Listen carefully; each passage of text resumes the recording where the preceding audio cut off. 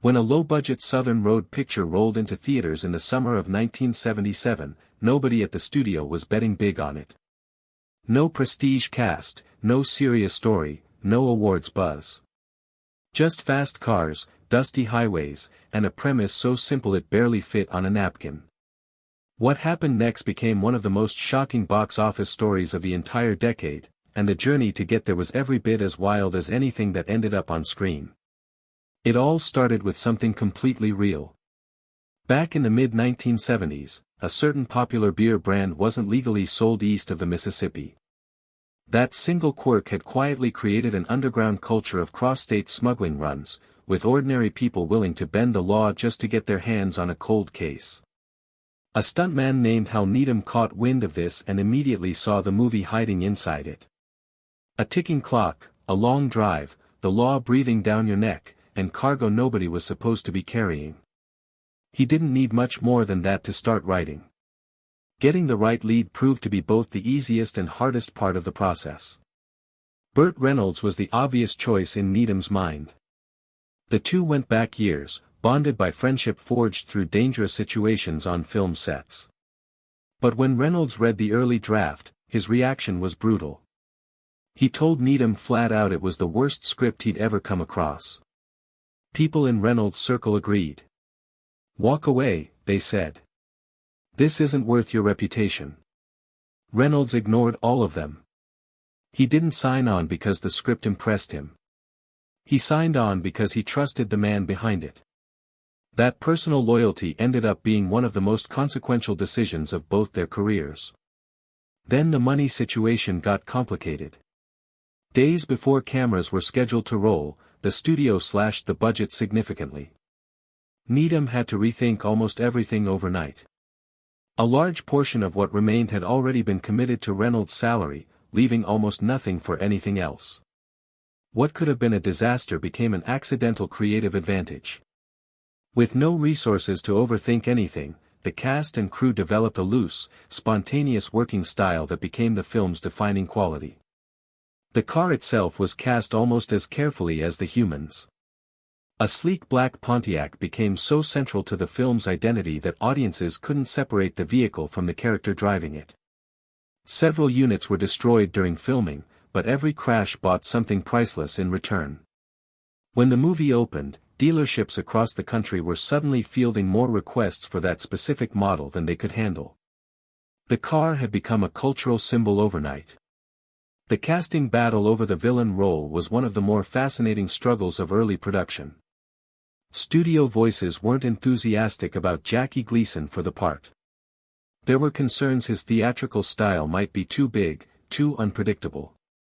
Reynolds pushed back hard. He understood that the antagonist in this kind of film shouldn't be frightening. He should be magnificently ridiculous. Someone audiences root against at full volume while secretly hoping he never disappears because he's too entertaining to lose. Reynolds fought for Gleason and won. What Gleason then did with that freedom was extraordinary. He treated his scripted lines as suggestions and launched into entirely uncharted territory, inventing rants and reactions that no writer had put on the page.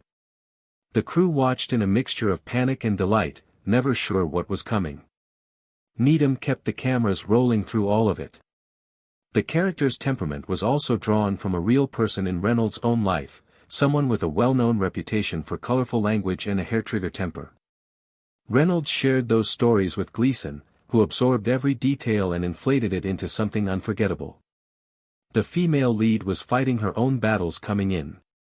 Industry skeptics questioned whether she could carry a major film role. She saw this project differently than her critics did, recognizing a chance to show a completely different side of her abilities. She brought intelligence and genuine warmth to a character that could easily have been one-dimensional, gave the movie an emotional core that made audiences actually care beyond the chases and the comedy. The doors this film opened eventually led her towards some of the highest honors the industry can offer. Needham's entire directing philosophy was built on productive chaos. He wanted the cast to discover scenes rather than perform them. The improvisational atmosphere he encouraged gave the film a texture that separated it from every carefully polished comedy of the era.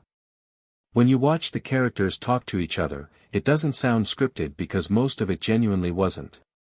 The stunt work set a standard that people still reference today. The bridge jump sequence required a hidden propulsion system built into the vehicle to achieve the necessary distance and height. Needham supervised every element personally. In an era without digital effects, audiences watching that moment knew they were seeing something real, and that knowledge gave it a weight that computer-generated imagery has never fully replicated. Not every dramatic moment was planned either. During one chase, a vehicle veered off course and tore through a real baseball field near the shooting location.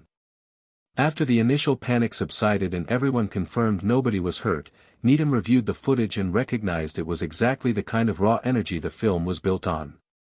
It made the final cut. When the box office numbers arrived, the silence in studio boardrooms must have been something special. A film that had been financially gutted before filming even started, dismissed by industry veterans, and almost lost its lead actor went on to earn figures that placed it just behind the single biggest movie event of that entire decade. Everything else got left in the dust. The shockwaves hit television almost immediately. Network executives recognized an underserved audience and started commissioning projects with similar energy.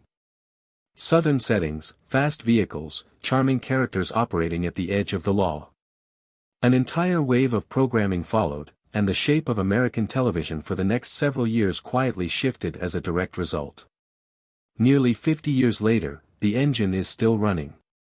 Fans gather every year in massive highway convoys to celebrate the spirit of a film that captured something timeless about freedom, speed, and not taking life too seriously. New generations keep discovering it and immediately understanding what all the noise is about. What started as a scrappy idea about contraband beer became a piece of American culture that no formula could have manufactured on purpose, and it shows absolutely no signs of stopping.